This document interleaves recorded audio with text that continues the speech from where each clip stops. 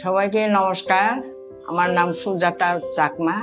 আমি রাঙামাটি থেকে আসছি। এর আগে আমার চোখে ছানি পড়ছিল দুলরাটে। তারপর এখানে চলে আসলাম। আমার স্বামীর অপারেশন হয়েছিল 20 বছর আগে। উনি খুবই ভালো আছেন, সবকিছু দেখতে পাচ্ছেন। তারপর অপারেশন এখানে হয়ে গেছে। আমার বলতেই পারি না কখন অপারেশন হয়ে গেল। আমার খুবই ভালো আছে। এর আগে চোখে পানি পড়তো, মানে দূরের জিনিসটা দেখতে পারতাম না, কাছেটা একটু অল্প একটু পরিষ্কার দেখতাম। এখন দূরেরটাও দেখতে পাচ্ছি। আমার হাজবেন্ড এখন 20 বছর আগে হয়ে গেছে, সব কিছু দেখতে পারেন। ওনার আর আসতে হয় নাই ওনার এখানে চোখের জন্য।